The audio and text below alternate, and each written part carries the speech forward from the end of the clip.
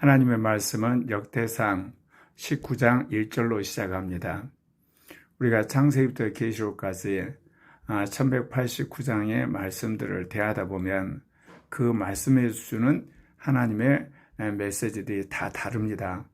특별히 오늘처럼 굉장히 많은 인물들이 등장하거든요. 이런 본문을 대할 때 우리가 어떻게 이 본문을 해석할 것인가? 대부분 이제 우리가 이런 성경에 나오는 인물들을 볼 때 나의 역할을 성경에 나오는 주로 하나님 쓰시는 종의 역할, 오늘 같으면 다윗 같은 그런 역할에 우리 자신을 이제 고정시켜 보게 되는데, 그러지 말고 오늘 같은 본문에서는 여러 사람들이 등장을 하게 됩니다. 그런 사람의 입장에 내가 서보는 겁니다. 그랬을 때 나는 어떻게 이 사람의 입장으로 행동했을 것인가, 이거를 한 번쯤 생각해 보는 것들이 필요합니다. 왜 그러냐면 오늘처럼 글로벌화되고 다원화되고 또는 굉장히 디지털화된 시대, 그리고 다분야 속에서 서로 영향을 끼치는 시대에서는 우리가 굉장히 유연하게 대응을 해야 되는 그런 사람들이 돼야 되는 거거든요. 그런데 바로 오늘 같은 본문에서 여러 사람들의 역할극처럼 우리가 생각하게 될 때 우리가 다양한 상황에서 그거를 적용해서 삶 속에서 우리가 하나님 원하는 삶을 살 수가 있다는 거죠. 오늘 우리가 읽은 말씀에 보게 되면 첫째, 아몬 자손의 전직 왕이 나하스 왕이 나옵니다. 그리고 그의 아들 한운 왕이 나옵니다. 그리고 이제 암몬 자손의 방백들이 나오고, 그리고 대적자매 이제 다윗이 나오게 되고, 그다음에 다윗의 신하들이 나옵니다. 그리고 이 암몬 자손의 왕 한운이 이제 전쟁을 하기 위해서 아람 사람들을 이제 끌어들이게 됩니다. 그리고 아람 사람의 군사들이 나오게 되고, 그리고 다윗이 이제 전쟁을 하게 되는데 다윗이 세운 요압이라는 장군과 그리고 함께 일하는 장군 아비새라는 장군이 나오거든요. 그리고 이제 전쟁에서 이 암몬 자손이 이제 패배를 하게 되죠. 그럴 때 함께 동맹군을 형성했던 아람 사람 군대 장관이 나오게 됩니다. 이런 과정 속에서 나를 이 모든 사람들의 위치에 자기 자신을 이제 위치함으로 내가 과연 그 자리에서 어떤 역할을 했어야 될 건가, 그런 교훈과 깨달음과 또 그런 어떤 리더십, 그리고 거기서 배워야 될 것, 이런 것들을 우리가 입체적으로 우리가 주님이 주시는 지혜 안에서 받아들이는 게 필요합니다. 그 후에 암몬 자손의 왕 나하스가 죽고 그의 아들이 대신하여 왕이 되니라.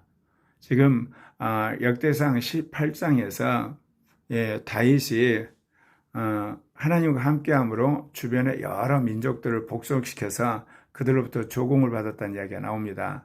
이제 블레셋 군대라든지 모압이라든지 소바 왕이라든지 그리고 다메섹 아람 왕이라든지 그리고 하달 에서라든지 하마닥 도우라든지 이제 이런 왕들과 전쟁을 해서 그들을 복속시켜 가지고 그들로부터 조공을 받게 되고, 그래서 다윗이 하나님의 기름 부은 왕으로서 이 이스라엘 중심으로 주변 나라에 한마디로 강력한 통치자 등극하는 이야기를 하거든요. 근데 오늘은 이제 그 이야기가 이어지면서 이제 암몬 자손의 왕 한운과의 이야기입니다. 그런데 암몬 자손의 왕 나하스가 죽었어요.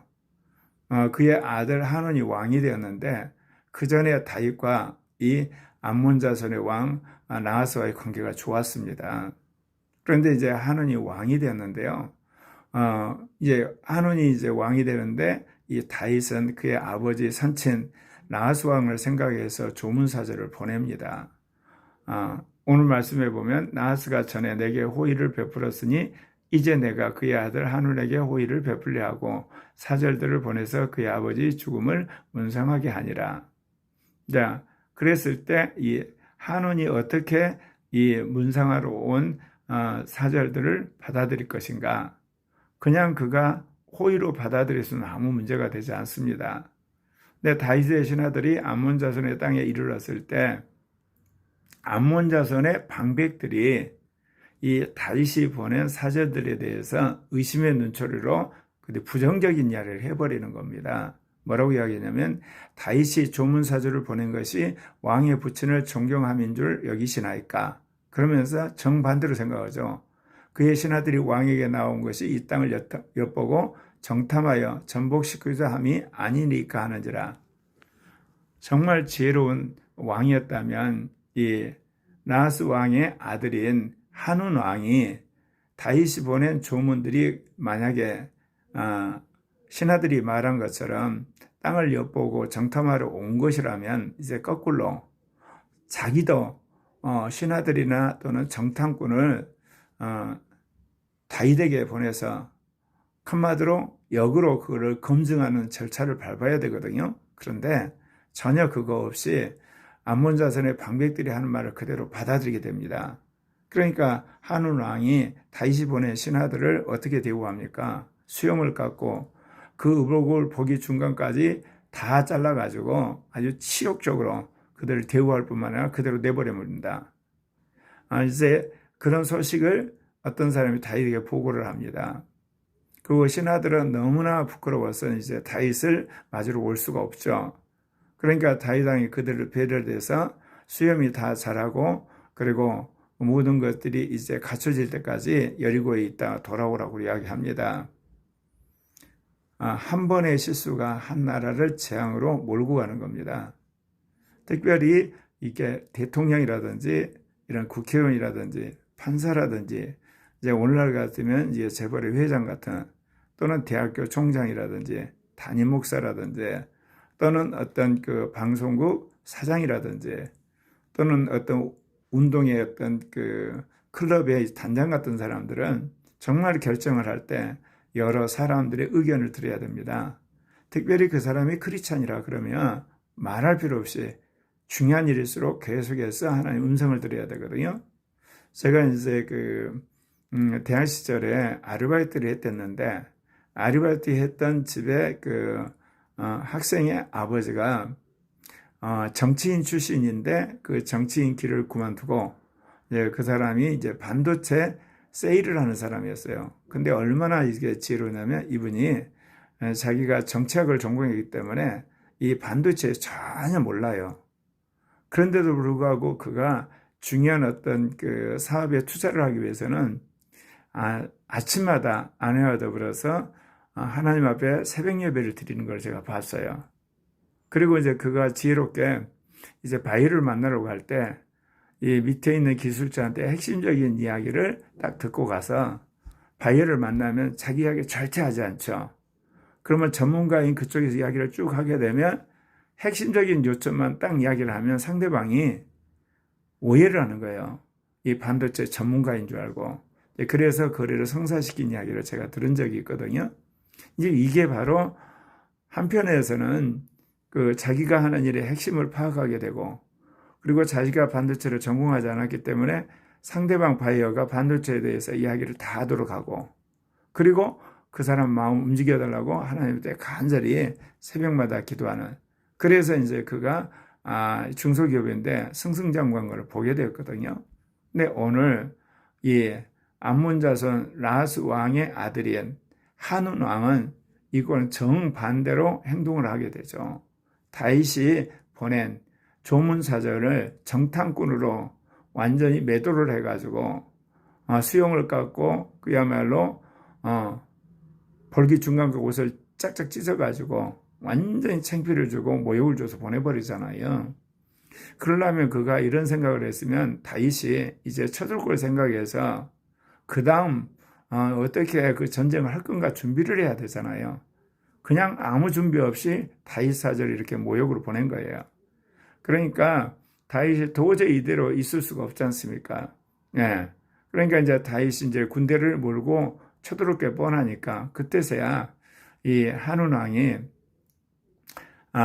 암몬 자손과 더불어서 이제 1000달란트 돈을 줘서 아람 군대를 이제 용병으로 삽니다.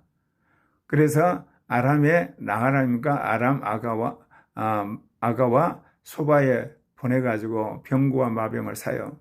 그래서 병거만 32,000대, 그리고 그의 군대를 이제 고용해서 이제 전쟁을 하게 되는 거죠.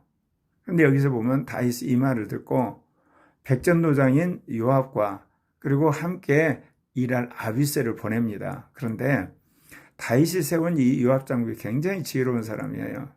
왜 그러냐면 그가 이제 싸워야 할 이 군대가 두 무리잖아요.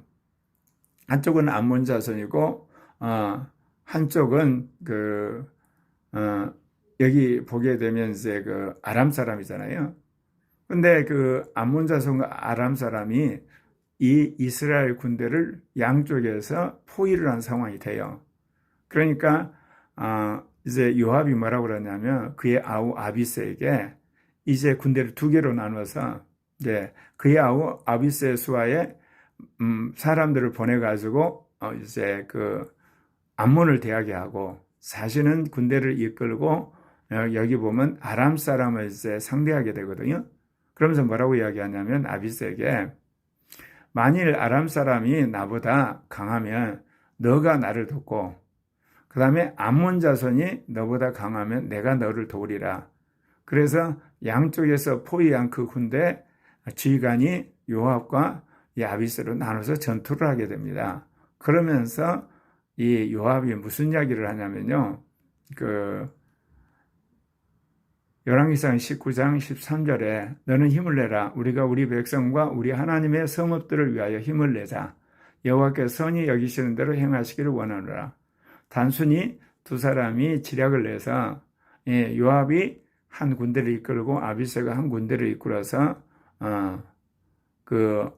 요압이 이제 아람 사람을 그리고 아비새가 그 암몬 사람을 이제 싸우는 그런 어떤 전략뿐만 아니라 그가 믿음으로 전쟁하는 걸 알게 돼요.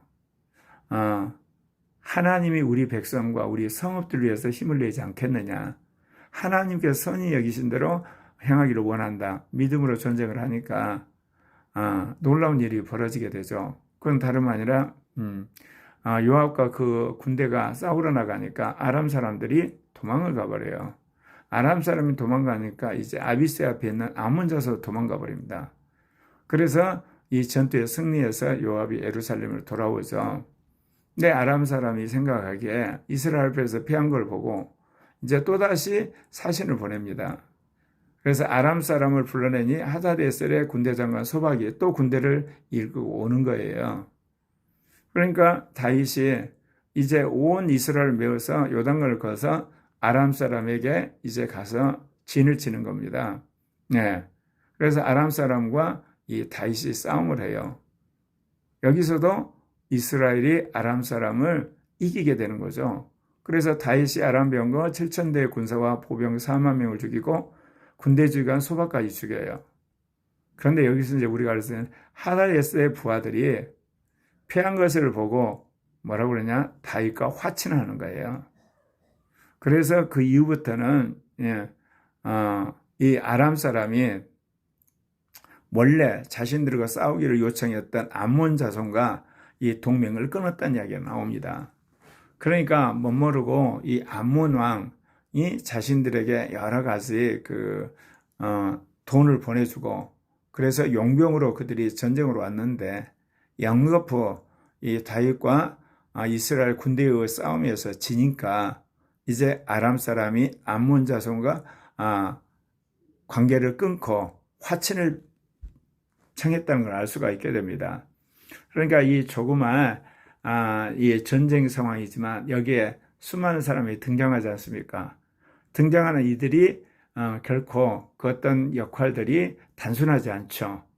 그런 속에서 하나님께서 지금 이 암몬 족속과 그리고 여기 아람 족속이 쳐들어오는데 다윗이 용맹스러운 요압과 아비새를 통해서 전쟁 이길 뿐만 아니라 거기 전쟁에 나가는 요압과 아비새 또한 하나님의 선하심과 하나님이 이스라엘의 성읍을 지키기 믿음으로 전쟁을 하게 됩니다.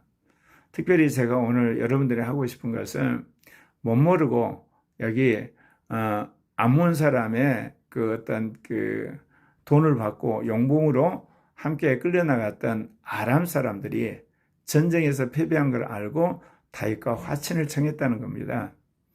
우리가 살다 보면 여러분들을 어떻게 힘들게 어렵게 하는 라이벌이나 또는 적이나 또는 반대자가 있을 수 있어요. 근데 상황이 여러분이 여의치 않으면 굴욕적이더라도 창피하더라도 모욕적이더라도 여러분이 사실을 인정하고 깨끗이 패배를 인정하는 게 필요합니다. 그리고 이제 때를 기다리는 게 필요하거든요. 내 자존심 때문에 또는 어떤 자기가 한 말 때문에 또는 자기가 할 수 있는 오기를 부리게 되면 완전히 망해버리는 겁니다. 현실은 파워와 파워 싸움이고 머리와 머리 싸움이고 돈과 돈 싸움이고 영역과 영역의 싸움이거든요. 내가 봤을 때 도저히 불리하다. 그러면 패배를 인정하는 것이 지혜로운 겁니다. 물론 상대방이 아주 가혹하게 전멸시키는 그런 적일 수도 있죠. 그럴 때는 결사항전을 해서 왜 화친을 청했을 때 그가 그걸 받아들인 게 아니라 다 죽일 만한 사람이다. 그럼 화친하는 것 자체는 바보가 되는 거잖아요. 그러나 여러분이 상대방이 어떤 사람인 걸 파악해서 정말로 화친을 했을 때 상대방이 적어도 봐줄 것 같다 그러면 손드는 것이 지혜로운 겁니다. 그러나 내가 이것을 화친을 했을 때 받아들인 게 아니라 아예 싹을 이제 잘라버릴 것 같다 그러면 거꾸로 죽게 아니면 살기로 결사항전을 해서 거꾸로 그들을 급습하는 것이 필요하겠죠. 그러면 이런 모든 결정의 중심에 누가 있어야 되겠습니까? 성령이 우리에게 그 모든 걸 아세요. 그래서 주님에게 이 모든 것들을 물어봐야 되는 거거든요. 지금 한국 상황이 뭐냐? 여러분이 아는 것처럼 자유민주주의 체제를 수호하려는 세력과 이걸 반대하는 사회민주주의, 민주사회주의 세력, 민주공산주의 세력, 심지어 민주 전체주의 세력이라는 세력들이 이제 억압해 오잖아요. 그런데 하나님께서는 이제는 이런 상황에서 자유민주주의를 수호하는 세력들이 이제 실력을 키우고 또 세력을 확대하고 그리고 대안을 준비하도록 하나님이 지금 기회를 주시는 겁니다. 그런데 이제 어떤 사람들은 패배주의 생각 속에서 완전히 모든 걸 자포자기하는데 그러질 않아요. 왜 그러냐면 제가 2016년 이 반동성애 운동할 때 정말 절망적이었어요. 세계사적으로 봐도 네덜란드 시작했던 이 동성애 합법화가 서구라파는 물론이고 북미와 남미, 오세아니아 뿐만 아니라 이제는 아시아까지 계속 침투 현상에서 정말 이걸 어떻게 이길 것인가. 그러나 이제 방법은 없으니까 한국에서라도 이 운동을 시작하자. 그래서 통합을 반동성애 교단으로 바꾸는데 전력 투기했잖아요. 그런데 이 미국에서 오바마 당시에 동성애가 이제 합법화되는 그런 수순이었는데 하나님께서 트럼프를 통해서 이걸 뒤집는 걸 보면서 하나님께서 이 물결을 막으시겠구나. 그래서 예전과는 달리 동성애 합법화가 하나의 대다수 완벽한 어떤 그 모든 걸 하는 것이 아니라 이제는 거기에 반격하는 물결이라는데 그게 트럼프와 공화당과 미국의 복음주의예요. 그래서 그 영향을 받아서 영국에서도 태어난 성이 성이라고 하는 대법원 판례까지 만들어졌거든요. 지금까지 분열과는 도저히 그럴 수 없는 거예요. 그러니까 세상에는 남성과 여성 두 성분이 없다고 하는 대법원 판례가 이루어졌어요. 영국에서 왜 중요하냐면 영국은 불문법이기 때문에 대법원에서 이 판례를 만들면 그것은 계속 지속되는 거거든요. 그리고 이제 한국에서도 이 반동성애 운동이 시작돼서 이제 말하자면 새로운 이 자유민주주의 세력이 만들어졌다는 겁니다. 그래서 하나님께서 우리에게 이제 요구하는 것이 뭐냐? 이런 상황 속에서 항상 하나님의 뜻을 묻고 그리고 거기에 따라서 우리가 적극적으로 대응을 하되 유연하게 대처를 해야 되는 겁니다. 지금 이제 50% 국민이 깨어나는데 앞으로 50%의 국민들은 어떻게 깨어날 것인가? 우리가 노력해서 되는 게 아니에요. 먼저는 지금에 있는 이재명과 더불어민주당이 폭정을 행하고 실수를 하게 될 겁니다. 지금이야 잘해보려고 여러 가지 정책을 해서 국민의 환심을 사겠지만 나중에는 그 본색이 드러나거든요. 그랬을 때 우리가 어떻게 나머지 50%를 설득하고 이해시키고 그를 조직할 것인가 그 운동을 해야 되는 겁니다. 지금까지 해왔던 것처럼 반대만 하는 그 운동하게 되면 또다시 기회를 상실하게 되는 겁니다. 분명한 것은 지금 전 세계가 나라와 나라, 족속과 족속, 백성과 백성이 싸우는 그야말로 국가끼리 이제 싸우는 일이 벌어지게 되는데, 이것은 제가 늘 이야기했죠. 한국을 강대국으로 만들기 위한 하나님의 섭리라고. 기존의 강대국끼리 서로 싸우고 기존에 힘 있는 나라끼리 싸우게 되면 그들의 군사력과 그리고 거기에 엄청난 인력과 또 모든 것이 거기에 쏟아짐으로 힘을 낭비하게 되거든요. 그러면 그렇지 않는 나라가 부상해요. 역설적으로 남북한이 군비 경쟁을 하지만 압도적인 군비적인 경쟁 때문에 남북한 전쟁이 일어날 수가 없어요. 그런 상황에서 하나님께서 이제 남한의 자유민주 세력이 60, 70% 준비되면 북한 무너뜨리게 하실 겁니다. 그리고 남북한이 자유민주 통일을 하게 하므로 명실공히 세계 강대국의 반열을 서게 한다는 거죠. 그래서 우리가 어떤 상황에 처하더라도 하나님으로부터 하나님의 계획을 알아야 게 중요하고요. 두 번째는 내 가지고 있는 역량을 봐서 투항을 할 건가, 결사항경을 할 건가, 아니면 타협을 해서 기다릴 건가. 지금은 어떻게 보면 타협해서 기다리는 국면이라고 할 수가 있거든요. 그래서 오늘 이 다윗과 그리고 암몬과 그리고 아람과의 동맹국과의 싸움에서 이 다윗이 어떻게 이겼으며 또 특별히 아람 군대가 패했을 때 그 남은 군사들이 화친을 청했던 그런 지혜로운 걸 통해서 우리의 삶 속에 적용하는 그런 하나님의 사람들이 되었으면 합니다. 기도하십시다.